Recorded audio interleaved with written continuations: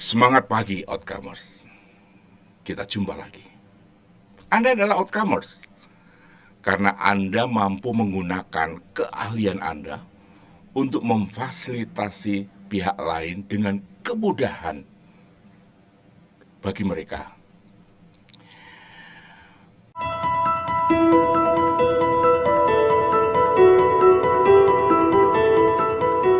Outcomers, the power of middle management level for company business. Maksudnya adalah keberhasilan bisnis perusahaan ada di setiap unit kerja dengan outcome bawaannya. Oke. Kita tidak bicara top management level di sini. Kita tidak bicara lower level atau frontliners, tapi kita bicara middle management, manajemen eksekusi, manajemen implementasi, atau tata kelola unit kerja. Manajemen middle adalah pilar keberhasilan bisnis perusahaan. Maksudnya adalah pilar itu tiang utama penyangga perusahaan. Oke, jadi semua pilar harus kokoh dan menjalankan fungsinya dengan tepat. Kalau ada pilar yang gagal berfungsi, hal ini akan menggoyahkan bisnis perusahaan atau mengancam bangunan bisnis tersebut. Jadi middle management adalah semua daftar nama unit kerja itu adalah level middle management. Okay. Nah, jadi atau bisa disebut juga middle management itu adalah semua daftar unit sumber daya yang diperlukan untuk bisnis perusahaan. Nah, middle management ada dua kelompok kerja, yaitu unit business dan unit support. Unit business yang bertugas untuk mendapatkan profit, unit support yang bertugas untuk mengamankan perusahaan supaya misalnya sesuai dengan undang-undang yang berlaku dan seterusnya lah, gitu kan. Nah, middle management harus dikelola oleh ahlinya atau the expert dari masing-masing unit kerja. Harus the expert. Kenapa? Ini karena manajemen eksekusi. Jadi harus yang terbaik kalau mau berhasil perusahaannya itu. The expert di bidang masing-masing.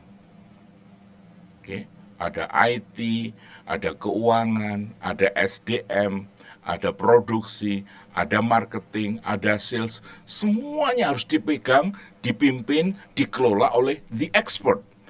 Bayangin kalau yang ngelola di masing-masing unit kerja itu tidak expert, maka pasti akan menjadi kendala bagi keberhasilan bisnis. Oke, kita bicara lingkup kerjanya atau lingkup tanggung jawab setiap unit kerja. Ini penting sekali karena banyak sekali unit kerja yang bekerja, berproses kerja hanya untuk diri sendiri. Lingkup tanggung jawab setiap unit kerja itu ada di seluruh unit kerja lain. Misalnya keuangan, itu ya di semua unit kerja itu pasti mengelola keuangan. Nah, unit kerja keuangan itulah yang akan mengendalikan bagaimana keuangan di unit kerja lain. Memberikan laporan, memberikan feedback, dan seterusnya. Terus begitu, memberikan saran, memberikan masukan. Nah, jadi prinsip utama mengenai middle management adalah setiap unit kerja itu dihadirkan dengan membawa outcome bawaan di bidang masing-masing. Oke. Jadi setiap unit kerja sudah ada outcome bawaannya, yaitu merupakan satu komitmen atau semacam garansi, semacam pokoknya kepastian kalau ada aku beres deh mengenai SDM, kalau ada saya beres deh mengenai IT di perusahaan ini. Jadi setiap unit kerja ada outcome bawaan. Outcome bawaan itulah yang ada di imajinasi perusahaan. Kalau ada expertnya di bidang IT, maka IT-nya di perusahaan ini akan seperti ini. Perusahaan berpikir kalau ada mengenai kemunculan dari marketing, maka nantinya marketing akan seperti ini. Itu sudah ada di imajinasinya dari para direksi perusahaan. Outcome bawaan, itu outcome bawaannya. Oke, yang diharapkan oleh perusahaan dari setiap unit kerja. Ya. Jadi, setiap unit kerja harus dikelola oleh the expert di bidang masing-masing. Karena ini unit pelaksana. Ini unit pelaksana. Kalau enggak expert, maka pelaksanaannya tidak akan berhasil. Harus expert. Dan outcome bawaan tidak boleh ditawar. Kalau itu ditawar, ya berarti tidak akan berhasil perusahaan itu. Kalau misalnya yang mengelola itu belum expert, ya diexpertkan. Oke, itulah misi daripada perusahaan. Oke. Jadi harus expert di bidang masing-masing. Expert di bidang produksi, expert di bidang IT, expert di bidang keuangan, expert di bidang human capital management, expert di bidang marketing, dan seterusnya. Oke, jadi contoh misalnya unit kerja human capital adalah expert di bidang tata kelola dan tata kendali munculnya outcome kerja karyawan. Nah, cakupan kerjanya ada di seluruh organisasi perusahaan. Semuanya itu. Kenapa? Karena unit kerja lain tidak paham mengenai human capital management. Mereka tidak tahu metode mengelola outcome kerja karyawan itu bagaimana. Yang tahu ya kita sebagai orang yang bekerja atau yang mengendalikan, yang mengelola unit kerja human capital. Oke.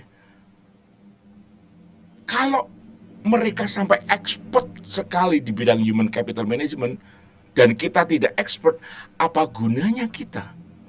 Mereka pasti tidak expert di bidang human capital management karena setiap harinya mereka sibuk dengan bidang mereka masing-masing. Jadi bagian human capital kita ini harus membuat mereka mudah, memfasilitasi kemudahan bagi mereka untuk mengelola SDM sehingga muncul yang namanya outcome kerja yang bernilai tinggi. Jadi harus ada kolaborasi di situ. Jadi kalau bagian human capital bukan sekedar ngelempar aja SDM, udah tak serahin ya, silahkan aja gitu loh. Nggak bisa, mereka bukan expertnya di bidang human capital management. Kitalah yang harus berani mengatakan, I am the expert di bidang human capital management. Makanya saya harus berkolaborasi dengan unit kerja lain untuk memunculkan outcome kerja setiap SDM di semua unit kerja. Jadi spektrum unit kerja kita itu ada di semua unit kerja lain. Oke. Jadi sekali lagi menghadirkan unit kerja bukan untuk merendahkan unit kerja lain. Bukan untuk nyalain unit kerja lain karena unit kerja lain tidak mampu. Bukan. Bayangin kalau sampai, apakah mungkin unit kerja itu menjadi expert di bidang financial, expert di bidang IT, expert? Nggak mungkin. Masing-masing unit kerja sudah sibuk dengan aspek kerja yang dia lakukan. Jadi sekali lagi, kita harus saling berkolaborasi untuk memunculkan outcome kerja dari setiap karyawan. Nah, model manajemen unit kerja seperti apa yang paling tepat diaplikasikan di setiap unit kerja secara seragam nih, oke, sehingga nanti bisa memunculkan outcome kerja setiap karyawan. Namanya kita menggunakan model 3O. Yang pertama, merumuskan outcome bawaan. Tuh. O yang kedua, merumuskan daftar output kerja agar tercapai outcome bawaan tadi. Yang ketiga, penetapan KPI dari setiap outcome kerja. Jadi KPI-nya seperti apa? Dari outcome kerja yang akan direalisasikan. Jadi ada 3O. Jadi muncullah model manajemen yang baru namanya MBO 3. Nah, saya terinspirasi dari Pak Peter Drucker, gurunya manajemen, yang beliau memperkenalkan model manajemen MBO waktu itu. Oke. Jadi, KPI dari outcome bawaan menjadi target kinerja yang tidak boleh ditawar. Itu adalah target kinerjanya. Karena menghadirkan karyawan, menghadirkan unit kerja, perusahaan sudah berekspektasi, berharap bahwa akan ada solusi total dari setiap jabatan itu semuanya.